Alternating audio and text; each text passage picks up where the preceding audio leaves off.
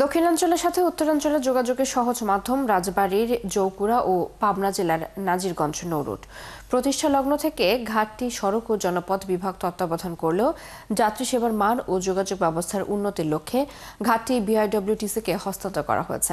এরপরও কাটছে না ভোগান্তি। টানা এক সপ্তাহ ধরে পদ্মার তীব্র স্রোতের কারণে ঘাটের কাছে নোঙর করে রাখা হয়েছে দুটি ফেরি।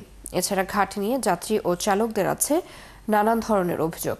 ঘাট কর্তৃপক্ষ বলছে চলাচল স্বাভাবিক রাখতে অন্য রুট থেকে গৌরী নামের একটি ফেরি আনা হয়েছে। আপাতত সেটি দিয়েই চলছে পারাপার। মেহেদী হাসানের তথ্য ছবিতে প্রতিবেদন। দক্ষিণাঞ্চলের সাথে উত্তরাঞ্চলের যোগাযোগের সহজ মাধ্যম রাজবাড়ীর চৌকুড়া নাজিরগঞ্জ নৌরুট। এই নৌরুট দিয়ে প্রতিদিন রাজবাড়ী, ফরিদপুর, মাদারীপুর, পিরোজপুর, গোপালগঞ্জ সহ বেশ কয়েকটি জেলার অন্তত 20 থেকে 30 হাজার মানুষ যাতায়াত করে।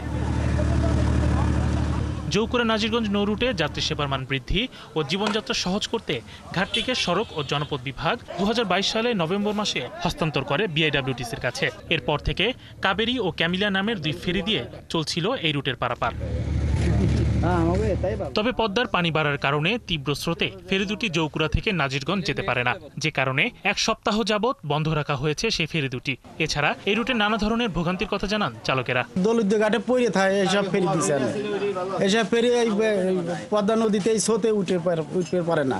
ভাঙা চুরি ফেরি এনে ঘাট চলেছে দাহা চলে না। কয়েকদিন আগে মাত্র ফেরি সাইডে সেই মনে করেন গুদার বাজার পার হয়ে চলে গেছে, পরে সেগুলো আসছে, যার কারণে মনে করেন ঘাটের খুবই খারাপ অবস্থা। বড় ফেরির দরকার, এখানে বহু পাবনা যোগাযোগ না হলে চলবে না। যাত্রীরা জানান এই রুটে সেবার মান বাড়েনি, বরং কমেছে। পারাপারে হাজার হাজার যাত্রী থাকলেও নেই সেবা, নেওয়া হচ্ছে বাড়তি ভাড়াও। টিকিট কাটার পরে আবার নতুন করে ওইখানে যে 5 টাকা করে টোল না কি কাটতেছে। 5 টাকা নিয়েছে, ঠিক আছে জোরমূলক ভাবে, তবে আপনার টিকিট দেয় নাই। তবে বিআইডব্লিউটিসির সহকারী ব্যবস্থাপক জানান স্রোতে পারাপার ব্যাহত হওয়ার কারণে দুটি ফেরি বসিয়ে রাখা হয়েছে।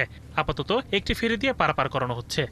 ফেরি বসা বলতে ফেরি নষ্ট না, ফেরি হচ্ছে স্রোত বেশি, তো স্রোতের কারণে হচ্ছে আপনার হচ্ছে এই ফেরিগুলো চলতে মানে স্রোতের বিপরীতে চলতে পারতেছে না। যেমন আমাদের এখান থেকে যাওয়ার সময় তো প্রচুর স্রোত বাজে, আর গাড়ি তো এরকম তেমন আমাদের নাই, যার কারণে ফেরি একটা ওই যে নতুন ফেরি তো দিছে, দেখছেন গৌরী ফেরি আরিচা থেকে দিছে।